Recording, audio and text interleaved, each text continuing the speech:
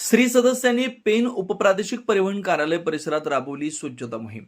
1125 स्त्री सदस्य स्वच्छता अभियानात सहभागी। डॉक्टर नानासाहेब धर्माधिकारी प्रतिष्ठान यांच्या मार्फत आणि महाराष्ट्र भूषण आप्पासाहेब धर्माधिकारी यांच्या मार्गदर्शनाखाली पेनमधील स्त्री सदस्यांनी पेन उपप्रादेशिक परिवहन कार्यालय जिते इथं जाऊन स्वच्छता अभियान राबवलं। या स्वच्छता अभियानात एकूण 1125 स्त्री सदस्य सहभागी झाले होते। गेल्या 10 वर्षापासून या परिसरात प्रतिष्ठानमार्फत वृक्षारोपण केलं जातं।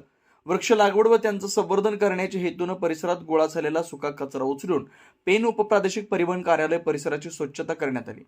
यावेळी सर्व स्त्री सदस्य मनापासून या स्वच्छता मोहिमेत सहभागी झाले होते। या मोहिमेत पेन उपप्रादेशिक परिवहन कार्यालयातील सहाय्यक मोटर वाहन निरीक्षक दिग्विजय कोळी, कार्यालयीन अधिकारी मंगेश नाईक यांच्यासोबत कार्यालयातील कर्मचाऱ्यांनी देखील सर्व स्त्री सदस्य देखील उत्स्फूर्त सहभाग घेतला होता।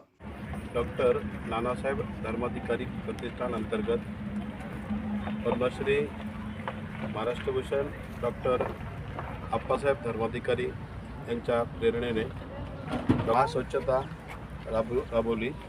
त्यानंतर आता पेन RTO पासिंग जे ऑफिस पूर्णपणे आज 10 वर्षी इथं प्रतिष्ठानांतर्गत झाडं लावतोय आणि ती झाडं आज जगवली मोठी झाली, पण त्यामध्ये खूप गवत होतं आणि ते आता काढायचं होतं। साहेबांनी कळवलं की असं असं आहे।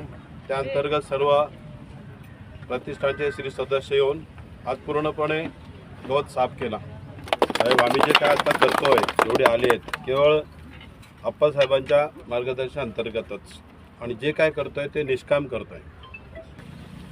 आज या ठिकाणी आपल्या प्रतिष्ठान जे काही स्वच्छता मोहीम राबवली, या गेल्या 10 वर्षापासून प्रतिष्ठानतर्फे झाडांचं वृक्षारोपण केलं, त्यांची देखभाल करतायत आणि वेळोवेळी सर्व स्त्री सदस्य येऊन त्याची साफसफाई देखभाल हे सगळं करत असतात। दुर्दैवाने निसर्गाचा कोप होतो, काही वनव्याचे प्रसंग झाले, पण त्यातूनही आपण खूप काळजी घेऊन ती झाडं आपल्या मुलाप्रमाणे जगवलेत।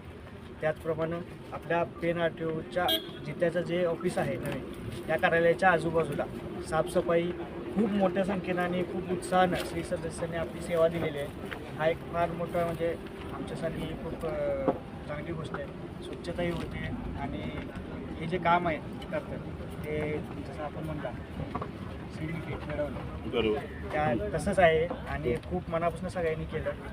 जे आता जे झाडं झाले त्यांनी जे आपल्याला सूचना दिलेल्या आहेत, त्यांना पाण्याची व्यवस्था केली तर ते अजूनही जगतील, त्यावर आम्ही नक्कीच काम करू आणि आपलं हे जे काय सत्कार्य आहे आपण पुढे नेऊया आणि दरवर्षी असाच सत्संग घडत राहू हीच अपेक्षा आणि सर्वांना शुभेच्छा। धन्यवाद। आज नानासाहेब धर्माधिकारी प्रतिष्ठान वाटवत आमचे इथे एक कार्यकर्ते आहेत, त्यांनी नुसतं सांगितलं साहेब अहो तुम्ही कशाला काळजी करताय, मी सांगतो।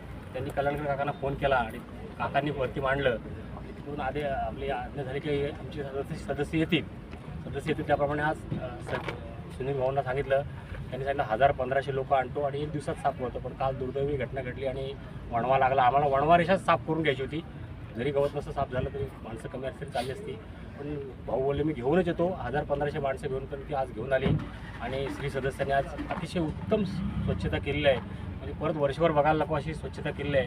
त्यासाठी प्रादेशिक परिवहन कार्यालय यांच्या वतीने मी सगळ्यांचे आभार मानतो।